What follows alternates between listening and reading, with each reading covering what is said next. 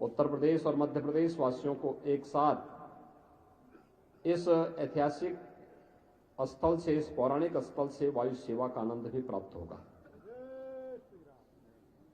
यहां पर बुंदेलखंड एक्सप्रेसवे का लिंक एक्सप्रेसवे के लिए हम लोगों ने 1300 करोड़ रुपए सैंक्शन किए हैं और वह कार्य युद्ध स्तर पर चल रहा है। जमीन अधिग्रहण की कार्रवाई चल रही है। चित्रकूट के बाईपास के निर्माण का कार्य हो या फिर चित्रकूट से जुड़े हुए उन पौराणिक और ऐतिहासिक स्थलों का, चाहे वह लालापुर भगवान महर्षि वाल्मीकि जी की पावन जन्मस्थली के सुंदरीकरण और उसका पुनरुद्धार के कार्यक्रम को आगे बढ़ाने का कार्य हो, या संत तुलसीदास जी के पावन जन्मस्थली की सुरक्षा और उसके सुंदरीकरण के कार्यक्रम को, इसको हमारी सरकार तेजी के साथ आगे बढ़ा रही है। यमुना नदी से तुलसीदास जी की जन्मस्थली की सुरक्षा के लिए भी पुख्ता व्यवस्था की जा रही है।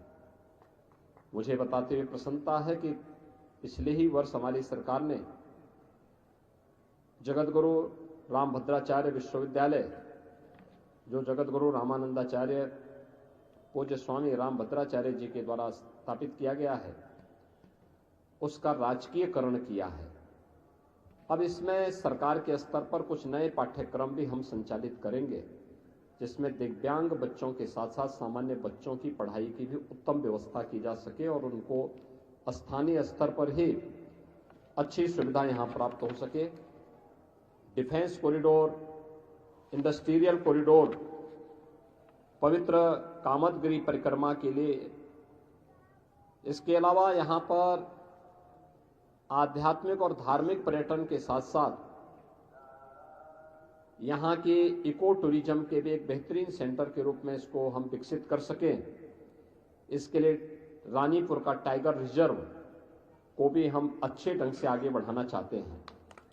आज जब मैं यहां पे चित्रकूट आ रहा था तो मैं देख रहा था मंदाकिनी नदी में एक पुल है, सामान्य पुल है, बहुत पुराना है। मैंने उसके लिए एक नया पुल भी स्वीकृत करने की घोषणा की है कि यहाँ पे एक नया पुल बनना चाहिए, जिससे चित्रकूट की कनेक्टिविटी को और बेहतर किया जा सके और यहाँ पर जिला मुख्यालय से या अन्य स्थानों से यहाँ पर आवागमन को और सुंदर बनाया जा सके। इसके अलावा यहाँ की अन्य सड़कों के कार्यों को भी हम लोगों ने प्राथमिकता के आधार पर लिया है। आज मैं खास तौर पर यहाँ मां मंदाकिनी के तट पर भगवान राम ने जहाँ पर संत तुलसीदास जी को दर्शन दिया था, इस पवित्र घाट का दर्शन करने, पूजन करने के लिए आया हूँ। मुझे विश्वास है कि बहुत शीघ्र चित्रकूट को बहुत कुछ यहाँ के भौतिक विकास के लिए, आध्यात्मिक उन्नयन के लिए प्राप्त होगा।